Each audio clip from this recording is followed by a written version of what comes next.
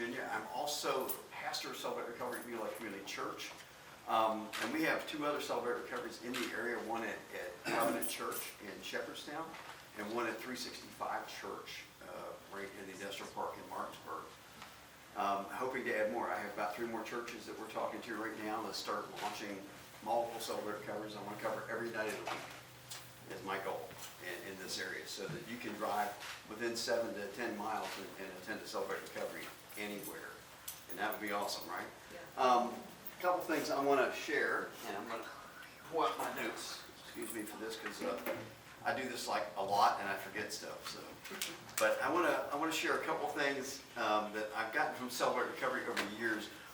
Celebrate Recovery National Organization sponsored a study last year, and I want to read you some statistics from that. So how many of you remember 9/11, right? The massive event that happened in the United States. 3,000 people died in one day. Let me share this statistic with you. What we discovered was that every 6 weeks in this country, we have a 9/11 level event with opiate addiction and overdose. 3,000 people die every 6 weeks. Drug overdoses kill more people than any other event, including automobile accidents. If we don't begin to act together and curb this, 500,000 people will die in the next 10 years. Drug overdoses are killing that many people every day. The strange thing about this is, even as all these figures are coming out, last year when we did this study, we found out that there has been a 300% increase in opiate prescriptions without any pain reduction from people who are receiving it, saying that it's not helping, but they're taking. Bringing all that together, Celebrate Recovery started changing its focus, and we always will be a recovery program for every kind of issue. We don't do just drugs and alcohol, as you heard with Argue, the same kind of deal. We help people with anxiety and depression. I personally have suicidal thoughts that I was dealing with years ago. Is how I got into this. But what we found out was that we have to say, hey, wait. We have to deal with the immediate issue. Then we can deal with the rest of it. Because I haven't met an addict or an alcohol abuser that doesn't have something else going on in their life. So we believe in a more holistic approach of going, what's the root cause? How can we help you? How can we support you? And that's what Celebrate Recovery is all about. Let me give you just a minute's history on Celebrate Recovery. It was founded in 1991 at Saddleback Church in California. If you've ever heard of a guy named Rick Warren, that's the church this came out of. But he had a guy working with him by the name of John Baker. John was a recovering alcoholic, had been going to AA meetings and successfully at AA meetings. They do work. But he would go to AA meetings and say, listen to what Jesus is doing in my recovery. And they're like, wait, not everybody believes in Jesus here. You can't use that. So he began to go elsewhere and went back to the church and tried to talk to people about being an alcoholic. And Christians were like, we don't want to talk about that.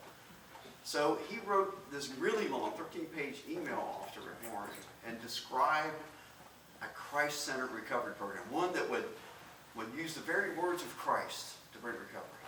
And as he did that, Rick Warren read that and he said, you know what, we need to do this. Let's get together and launch it. So in September of 1991, they launched this program with 43 people.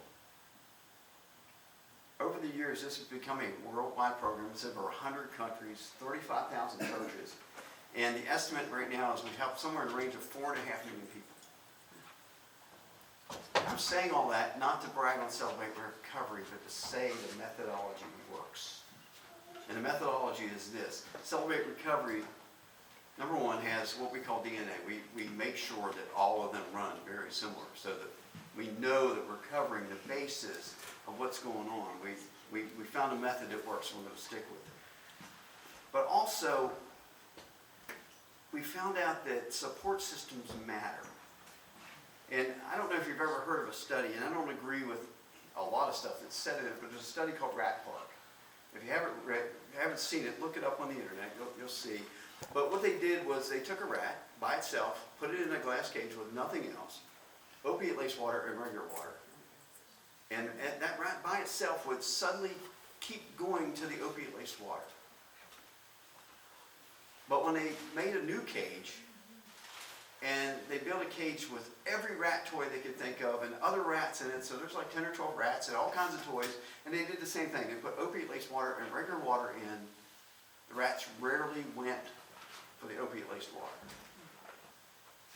The belief system in that is this: relationships matter. And Celebrate Recovery is all about relationships. Number one, with Jesus Christ, and then with others, with accountability partners and sponsors. And the reason for that is this. I wear a bracelet on my wrist that says Celebrate Recovery on one side, and I'm trying to get it up here, but it says Forever Family on the other. That's our motto. We are forever family. We are forever family in Christ Jesus. We are forever family with each other. We stand by each other. We work with one another. Through the years of working with the program, I have seen every issue receive help because of this forever family. It's not that we have the answer for everything, but we have the support for people when they need it.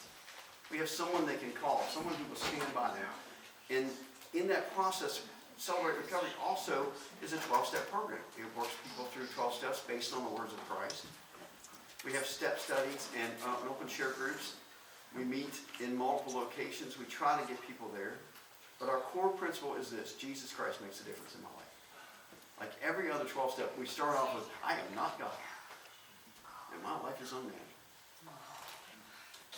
And we lean on that. We lean on the fact that by the time we're at step 3, we've got Jesus on our side. And then we can start